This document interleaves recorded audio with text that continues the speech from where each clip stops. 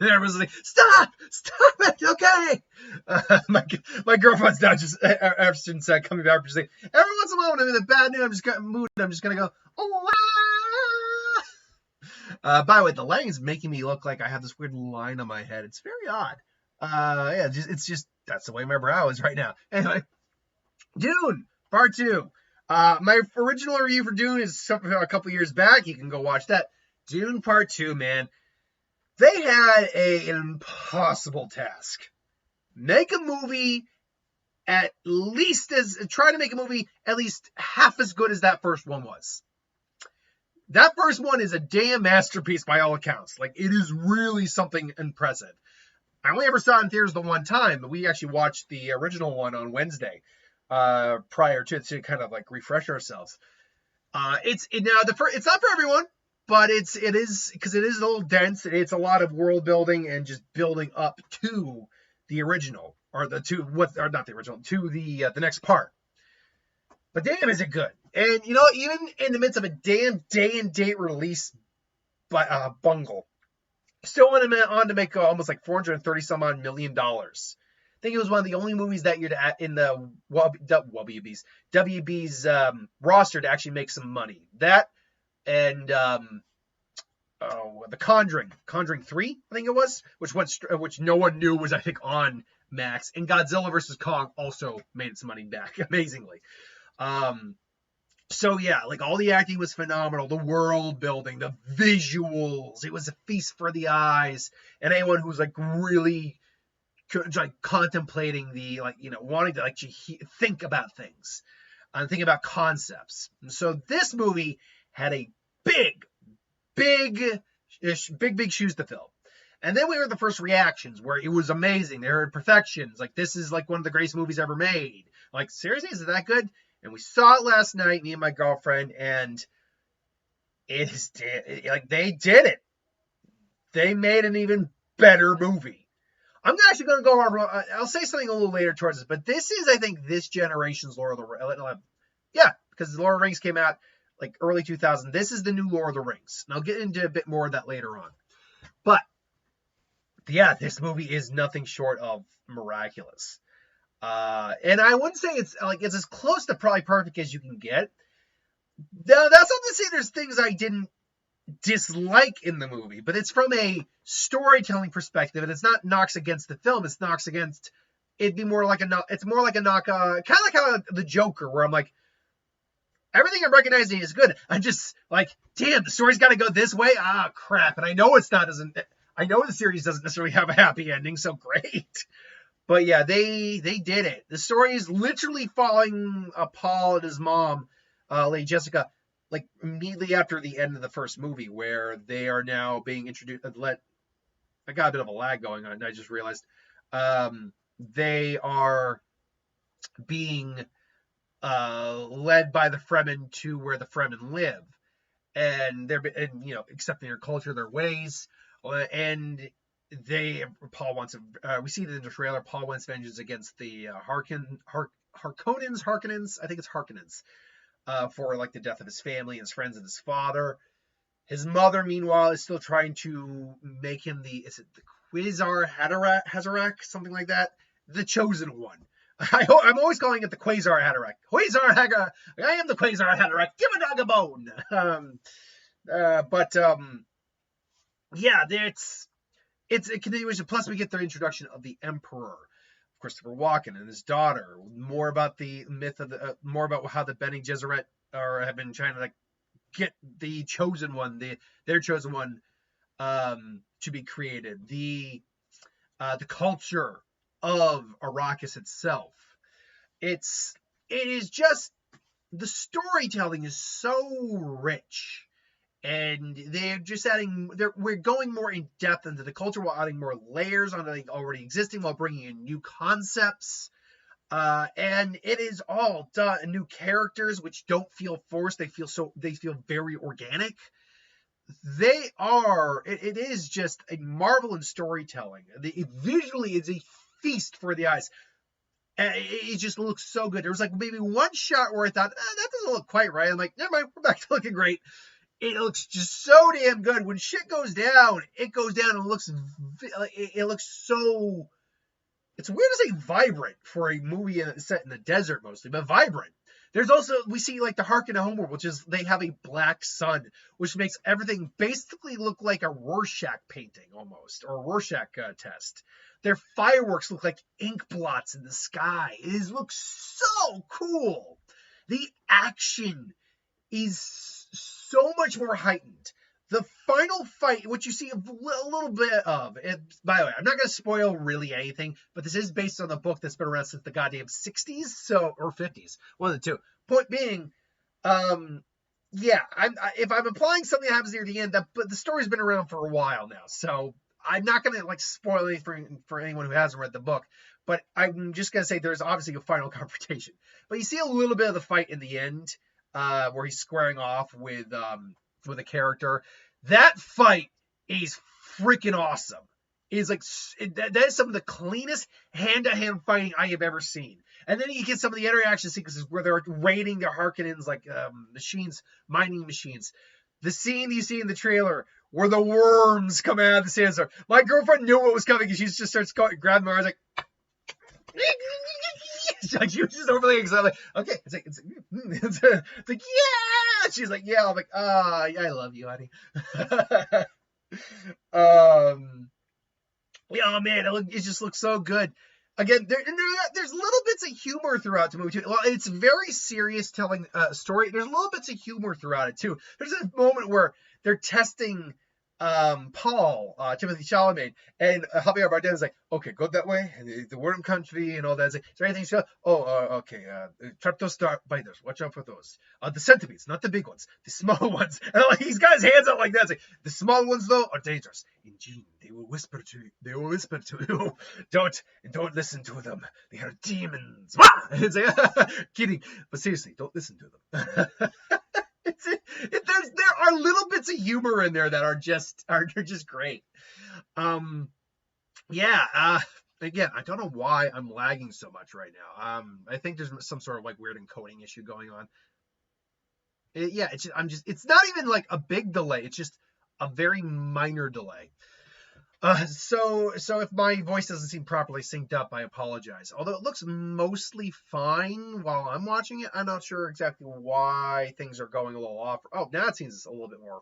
It seems mostly fine. Anyway, but the story is. By the way, everyone is fan-freaking-tastic in terms of acting.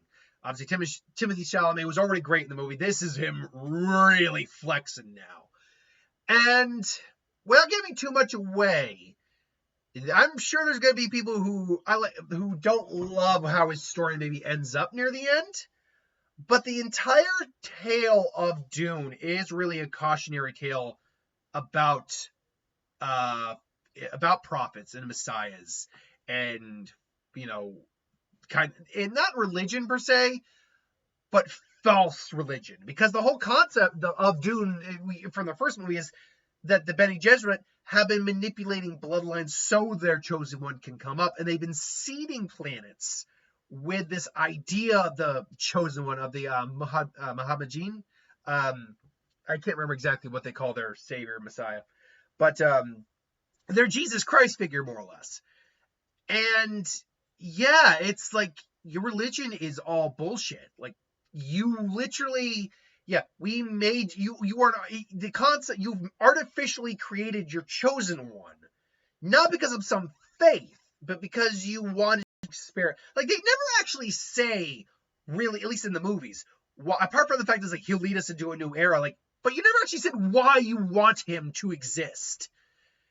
Their whole, like, they really do make the Bene Gesserit out to be very detestable individuals when you really break it down. And you see it in the trailer a little bit.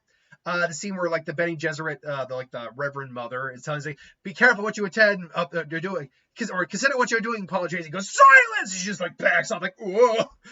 If there's one minor complaint I'm going to have, it's like, I would have liked maybe a minute more of dialogue of them realizing, oh, we fucked up. Like, I wish I had a bit more of that. So yeah, if I were to think of like again, everyone we have far more Javier Bardem, far more Zendaya, and they're fantastic. I love Zendaya. I love Javier Bardem. He is clearly a man of faith, but he's a good man. He's just he's unfortunately blinded by his own faith to the point where it does oversee his better judgment, probably. Zendaya is the opposite side of the coin, where she is someone who does not believe in the prophecy. And she believes in her people. And ultimately, and her defiance against it. That's just fantastic. Josh Brolin shows back up. He's great. Dave Bautista gets a bit more screen time. He's great. Florence Pugh's good. Christopher Walken doesn't have a lot to do, but you do get this very quiet air of authority with him, and I love it. I'm going to tell you right now. I think the two standouts for me, apart from Timothée Chalamet, are Rebecca Ferguson and Austin Butler. Austin Butler as Fade Rafa. Holy crap! First off, guy's in great shape. And my girlfriend doesn't was like, how? Oh, now I remember. It was like, it's the puffy lips. Like, it's the puffy lips. Yeah, he's the guy who played Elvis. But Austin Butler, man, oh my God, is this guy like a despicable yet enjoyably despicable psychopath? Like, you are like, what's this guy gonna do next? Holy crap! Like, Jesus. He pulls some shit in this movie. You're like, woof. Or woof. There's that. But Rebecca Ferguson, I say she's a stand-up because, again, she's a great actress, a beautiful woman. All that. I love Rebecca Ferguson. And again, it's the books. I don't know how much it was adapted, so I won't give too much away.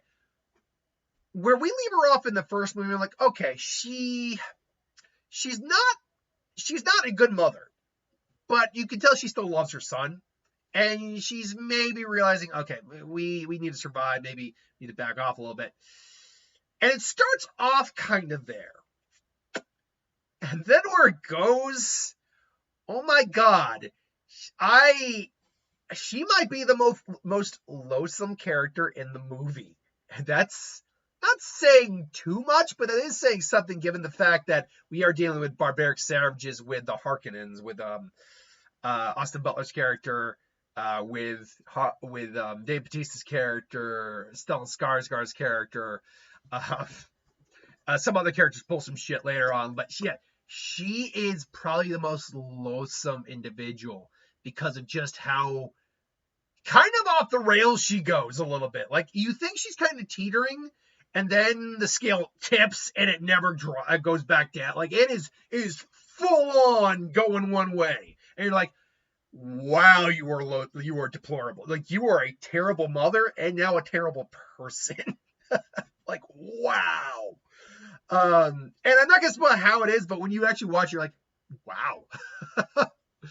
But again, it's all a cautionary. Like, again, Dune is, at least in part, a cautionary tale about prophets and messiahs and all that, and where it ultimately leads.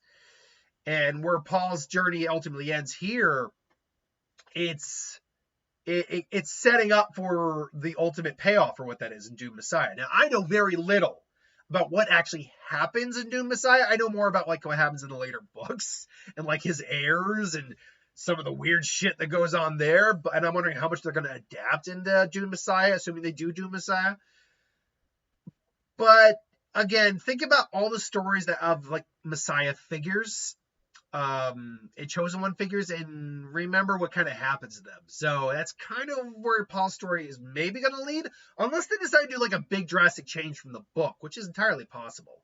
He makes some choices in this movie where you go, wow.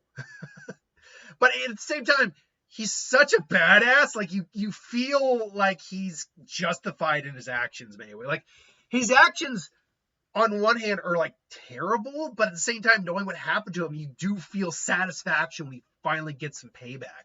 It's great.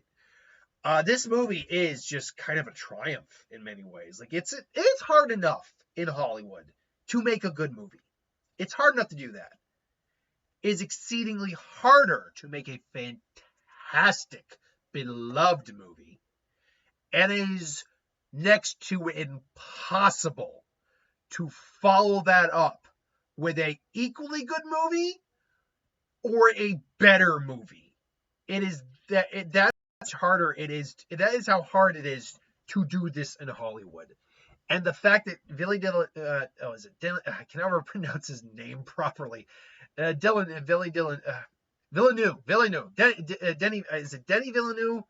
I think Villeneuve. I know its last name is Villeneuve.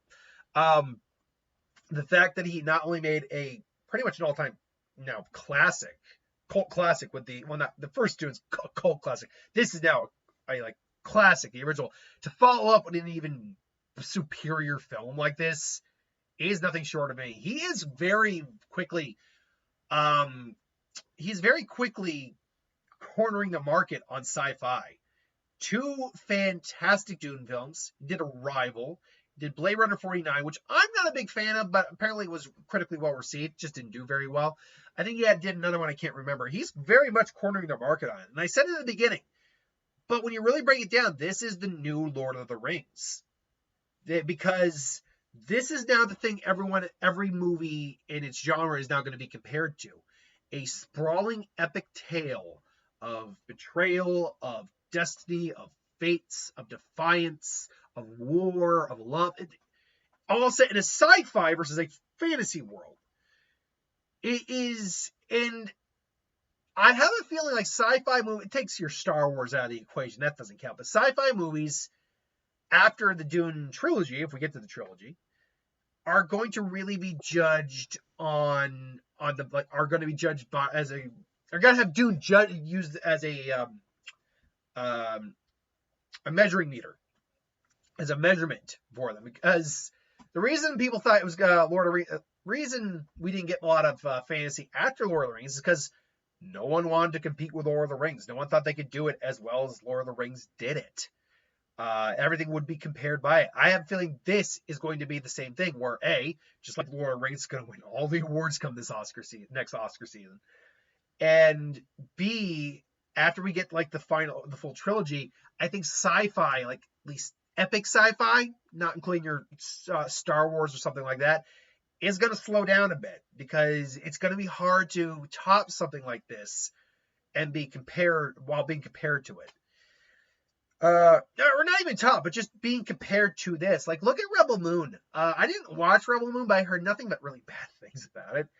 Rebel Moon sounds like it was trying to be a combination of this and Star Wars, which, to be fair, Star Wars is inspired by Dune, but it just apparently failed on pretty much all fronts. This, I don't know how this is going to really play out in terms of the future of sci-fi films. All I know is I get the impression this is kind of the next Lord of the Rings in many ways. So I don't know what the future holds for the Dune franchise. If he really is going to do Dune Messiah or not, we'll see. As far as I know, I think they said they're going to do a third film. Again, that's one where I knew enough about Dune to know where these first 2 were going, and I know a little bit about the books beyond Messiah, like Children of Dune, like Paul Atreides' lineage, for example, gets weird, and then what happens with Arrakis later on. So yeah, I know about that. I just don't know about Messiah itself. I actually don't know anything about that, so that's going to be an interesting one to go with. Anyway, though, that's my thoughts. Dune. It is pretty much everything they're saying. It is kind of a near perfect film, and it is the best film of the year right now. Look, we got plenty of films coming out. I don't know if I'm going to have a film that I think is objectively better than this that comes out this year, but there's definitely good films coming out. I may have films that I just like more than this, because I'll be honest, I don't intend to see this again in theaters. Probably not. I'm good on the one go. It was a great movie, but I don't really need to see this again. Something like, say, if I got a dead week in between, like Godzilla vs. Kong or Deadpool 3, if I really like it, I might go just see it a second time and be like, I just want to go watch that again. Yeah. This one, I'm actually good with the one viewing. Not that it's bad. I'm just good with the one viewing. Weirdly enough, between this and Wonka, between 2 Timothée Chalamet movies that came out within 4 months of each other, I'd probably watch Wonka because I just loved Wonka. And I love this film. Sometimes you're good with just one viewing. And that's not to say I won't watch this film again. It just might be on my own time when it comes on Max or something. But anyway, I digress. Thank you for watching. Hope you enjoyed. Like, comment, share, subscribe, and I'll see you folks later. Have a good one.